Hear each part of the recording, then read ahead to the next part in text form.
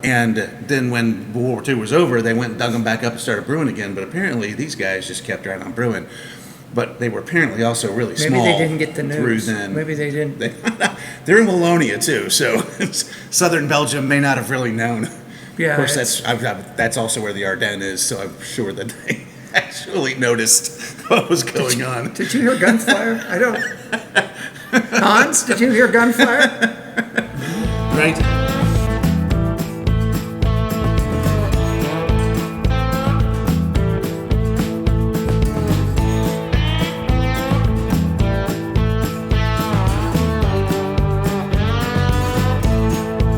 Coming to you from the Beer to Whiskey studios on the taproom floor of the Greenville Beer Exchange, or GBX as we often call it, on South Warren Street in glorious downtown Greenville, South Carolina. I'm Russ Heaps, and welcome to this episode of Big John and Five, in which I get my good buddy here, Big John Richards, to pick a beer from one of GBX's 22 taps or hundreds of cans and bottles up in their retail store. We sniff, we sip, we kibitz. John tells us a little bit about the brewery. We learn some things about brewing itself. And with all that, John, what do we got? We're going to leap right into this one without me making any ancillary comments, because we have a very exciting beer for me. This is a beer from Belgium, from the Dubuisson brewery, which was started in 1769. And I just was reading about it a little bit today for this. And it has never stopped making beer, even during World War II. Even during Prohibition? Even during Prohibition. Wow. Correct. And the really amazing part is that almost every brewery in Europe shut down during World War II, especially a lot the ones in Belgium, because it was a constant battleground. Right. And a lot of the breweries broke up their breweries and went out in their fields and buried them. So when the Germans came through, they wouldn't find a bunch of copper and a bunch of, precious metals. Yeah. And then when World War II was over, they went and dug them back up and started brewing again. But apparently these guys just kept right on brewing. But they were apparently also really small. Maybe they didn't get the news. Through then. Maybe they didn't. They're in Wallonia too, so southern Belgium may not have really known. Yeah. Of course, that's also where the Ardennes is, so I'm sure that they actually noticed what was going on. Did you hear gunfire? I don't. Hans, did you hear gunfire? Right. So this is relatively, however, that being true, this is still a relatively new brewery as far as it being a big industrial thing. I think that was 1933, if I remember reading that properly, that they, the people that currently own it, which they're 9 generations deep back to an original person, all in the family line. So there's not some other random people that bought it, but it was like 1933 that they kind of decided to start brewing beer, and they were always just a little farmhouse brewery before then. And they introduced a beer called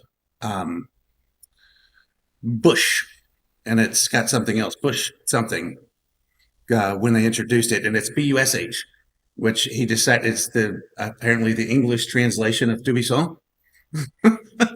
So the brewery is still called Dubuisson, but if you walk around Belgium, you will see, especially in southern Belgium, you will see a lot of umbrellas, like patio umbrellas and stuff in front of restaurants, and they say Bush, and they're orange and green.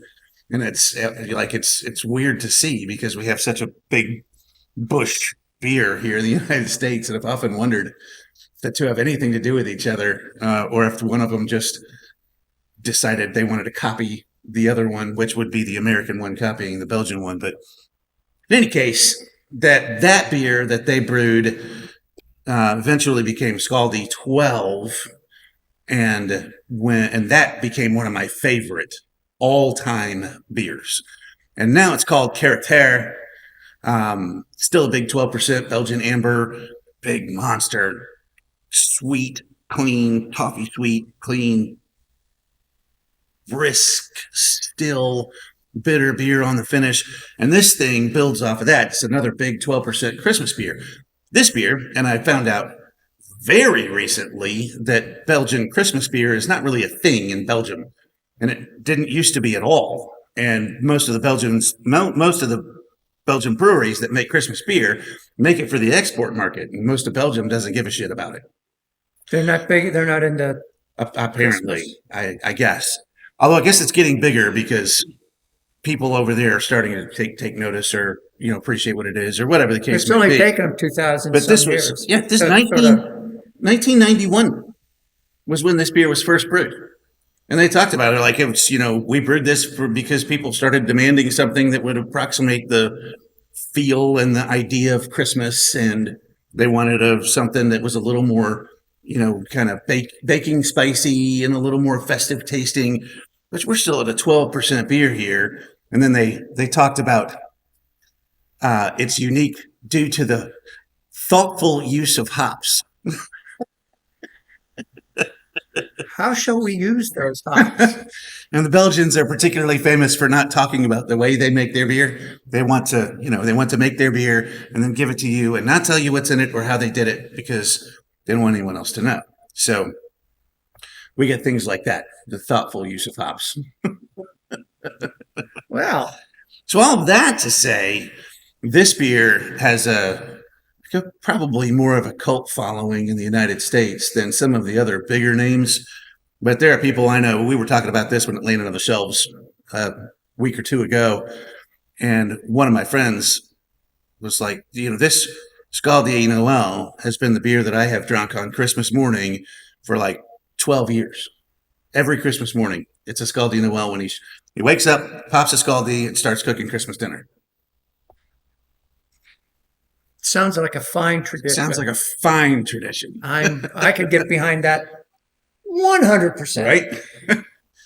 So I've been talking about, like, I don't want to get old. And then another one of my friends talked about his mom back in England. He's like, yeah, she wakes up every morning, and every morning she pops a big English barley wine, starts making breakfast. I'm like, see, if I could be guaranteed that I could wake up in the morning and open a barley wine, finish my work day, and eat 2 special peanut butter cookies, I'd be in. I'd get as old as you want me to be. All right. Russ isn't sure where to go from there. Texas missile. Smells like a 12%. Yeah, it does, doesn't it? It's plummy. It's more plummy than I remember thinking, in previous samples of it.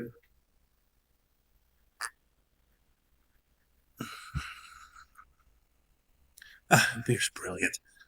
Yeah, I get the dark fruit up front, that caramel toffee thing, and then you get a bright, like, again, you get a little bit of a bitter finish. You get a little bit of the peppery burn of the alcohol, but there's really no booziness to this at all. I could just feel a little bit of peppery ping, and it's smooth as silk. It is. And I really thought from the nose on it that it was going to be, that barley wine. Yeah. Big, aggressive, purple, rich. red fruit, Right. Yeah. Purple fruit thing. And not at all. Yeah, the balance on this is so much fun. And for it to be that big, and that's what was crazy about the Scaldi Caractère now, when it was 12 and it was, brand new to me, and I was drinking these big, monster imperial IPAs at 12.5%, and, coming to this at 12%. I'm like, this is an entirely different animal. I don't have another double IPA, even though that was such a big part of my life.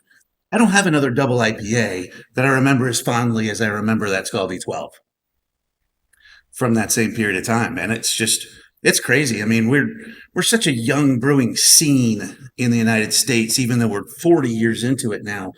But they're 200, 300, 400 years. I mean, again, Germany's got a brewery that's 1,000 years old. And when you've been brewing beer for that long, through that many generations, perfecting a recipe, you make some pretty daggone good beers. Think they've ever cleaned their lines? I bet they have. They really have a lot of There'd be a lot of beers. 1,000 years worth of crud buildup in there.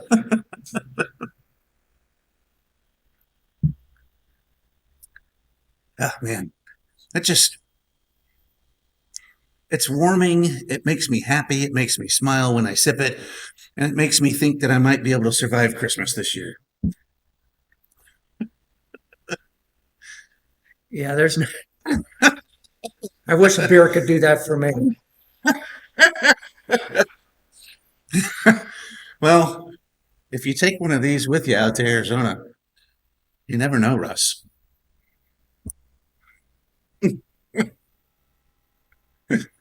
Christmas. Yep, seriously. You get to be a curmudgeon after a while, Oh my God.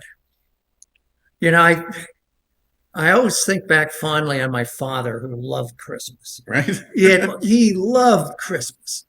I mean, that was his big, it was nuts. He just went nuts at Christmas. He loved Christmas. But then I think about it, he died at 52. So he wasn't around long enough to go, "Ugh, Christmas." I still love Christmas at age 52. Yeah, Yeah. I didn't make it that far. Well, I quit loving Christmas long before 52. But I've spent my whole life in the service industry, so it'll do it to you. that'll do it to you. Anything else? I rambled on long enough. So damn lucky. See you next time.